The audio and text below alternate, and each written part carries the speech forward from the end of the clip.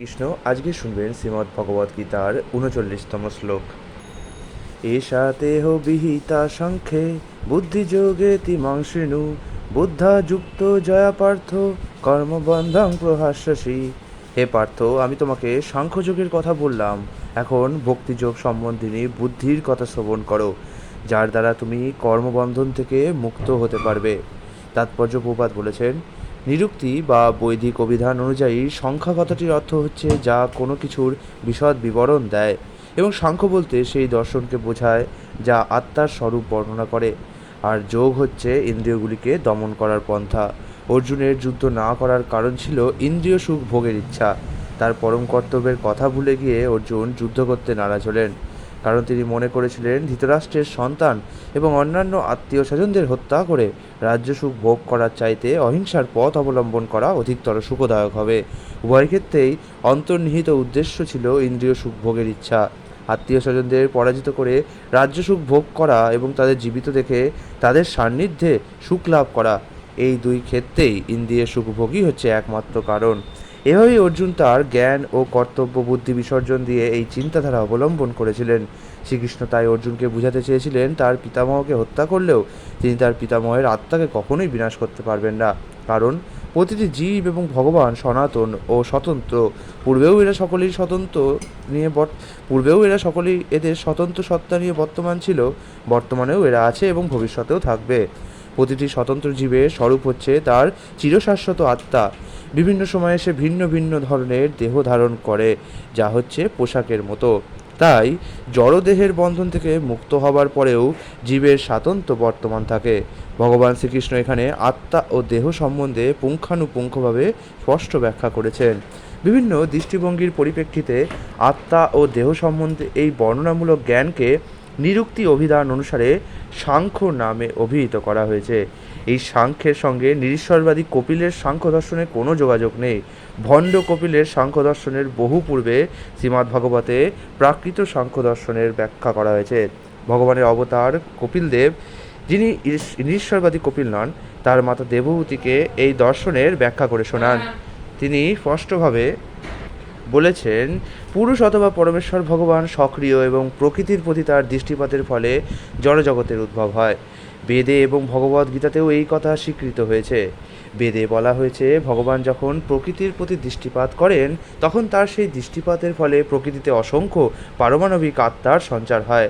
জড়া প্রকৃতিতে এই সমস্ত আত্মা তাদের ইন্দ্রিয় তৃপ্তি সাধন করার জন্য আপ্রাণ চেষ্টা করে চলেছে এবং মায়ার প্রভাবের ফলে তারা মনে করছে তারা ভোক্তা।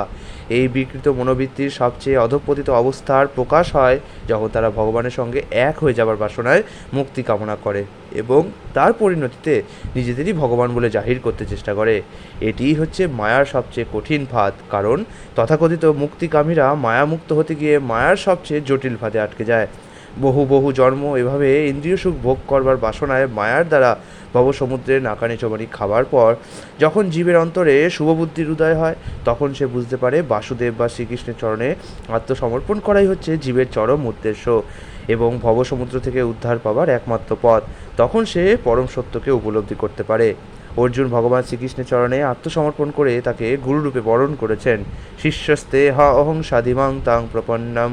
ফলস্বরূপ শ্রীকৃষ্ণ এখন তাকে বুদ্ধিযোগ বা কর্মযোগ অথবা নিজের ইন্দ্রিয় তৃপ্তি সাধন করার পরিবর্তে ভগবানের ইন্দ্রিয় তৃপ্তির জন্য ভক্তিযোগ অনুশীলনের পন্থা বর্ণনা করবেন। এই বুদ্ধিযোগকে দশম অধ্যায়ের দশম শ্লোকে সম্পূর্ণরূপে ব্যাখ্যা করে বলা হয়েছে ভগবানের সঙ্গে সরাসরি যোগাযোগ স্থাপন, যিনি পরমাত্মা রূপে সকলের অন্তরে বিরাজ করছেন। কিন্তু ভগবত ভক্তি ব্যতীত সেই রকম যোগাযোগ স্থাপন হয় না। তাই যিনি ভগবানের অপ্রাকৃত প্রেম ভক্তির স্তরে অবস্থিত, পক্ষান্তরে যিনি কৃষ্ণ ভাবনাময়, তিনিই ভগবানের বিশেষ কৃপায় এই বুদ্ধিযোগের স্তর লাভ করেন। তাই ভগবান বলেছেন যে যারা প্রীতিপূর্বক ভগবৎ সেবায় নিয়োজিত, কেবল তাদেরই তিনি প্রেম ভক্তির শুদ্ধ জ্ঞান প্রদান করবেন। এভাবে ভগবত ভক্ত চির আনন্দময় ভগবানের রাজ্যে তার কাছে পৌঁছতে পারেন। এইভাবে এই শ্লোকে বুদ্ধিযোগ বলতে ভক্তিযোগকে বোঝানো হয়েছে এবং এখানে সাংখ্য অর্থে নিরীশ্বরবাদী কপিলের সাংখ্যযোগকে বোঝানো হয়নি। ভগবান শ্রীকৃষ্ণ যে সময় ভগবদ্গীতা বলেছিলেন তখন সেই সাংখ্যযোগের কোনো প্রভাব ছিল না। আর তাছাড়া কপিলের মতো নাস্তিকের কল্পনাপ্রসূত এই ভ্রান্তিবিলাস নিয়ে মাথা ঘামাবার কোনো প্রয়োজনই ভগবানের ছিল না। পূর্বেই বলা হয়েছে ভগবানের অবতার কপিল দেব প্রকৃত সাংখ্য শ্রীমদ্ ভাগবতে ব্যাখ্যা করে গেছে, কিন্তু এখানে সেই সাংখ্যের কথাও ভগবান বলেননি। সাংখ্য বলতে এখানে দেহ ও আত্মার পুঙ্খানুপুঙ্খভাবে বিশ্লেষণের বিবরণের কথা বলা হয়েছে। ভগবান শ্রীকৃষ্ণ এখানে অর্জুনকে আত্মার স্বরূপ সম্বন্ধে বিশদভাবে বর্ণনা করে শোনালেন, যাতে তিনি বুদ্ধিযোগ বা ভক্তিযোগের মাহাত্ম্য উপলব্ধি করতে পারেন। সেদিক দিয়ে দেখতে গেলে ভগবান শ্রীকৃষ্ণ যে সাংখ্যের কথা বলেছেন এবং শ্রীমদ্ভাগবতে বর্ণিত ভগবান কপিল দেবের সাংখ্যের মধ্যে কোনো প্রভেদ নেই, কারণ উভয় সাংখ্যই হচ্ছে ভক্তিযোগ। তাই ভগবান শ্রীকৃষ্ণ বলেছেন অল্প বুদ্ধি সম্পন্ন মানুষেরাই কেবল সাংখ্যযোগ ও ভক্তিযোগকে ভিন্ন বলে মনে করে। নাস্তিক কপিলের যে সাংখ্যযোগ তার সঙ্গে ভক্তিযোগের অবশ্যই কোনো সম্পর্ক নেই। তবুও কিছু বুদ্ধিহীন লোক দাবি করে থাকে যে ভগবদ্গীতায় নাকি নাস্তিক সাংখ্যযোগের উল্লেখ আছে। ভগবদ্গীতার মূল তত্ত্ব এখানে উদ্ঘাটিত হয়েছে। এই শ্লোকের মাধ্যমে আমরা বুঝতে পারি বুদ্ধিযোগের অর্থ হচ্ছে কৃষ্ণ ভাবনাময় মগ্ন হয়ে ভগবানের সেবা করা। ভগবানের তৃপ্তি সাধন করার জন্য ভগবদ্ভক্ত যখন বুদ্ধিযোগের মাধ্যমে কর্তব্য কর্ম সম্পাদন করেন, সেই কর্তব্যকর্ম যতই কষ্টকর হোক না কেন, ভগবত ভাবনায় মগ্ন হয়ে থাকার ফলে তিনি তখন অপ্রাকৃত আনন্দে মগ্ন থাকেন। ভগবানের এই সেবার ফলে অনায়াসে অপ্রাকৃত অনুভূতির আস্বাদ পাওয়া যায় এবং ভগবানের কৃপার ফলে কোনো রকম বাহ্যিক প্রচেষ্টা ছাড়াই হৃদয়ে দিব্য জ্ঞানের প্রকাশ হয় এবং এভাবে তিনি মুক্তি লাভ করে পূর্ণতা প্রাপ্ত হন।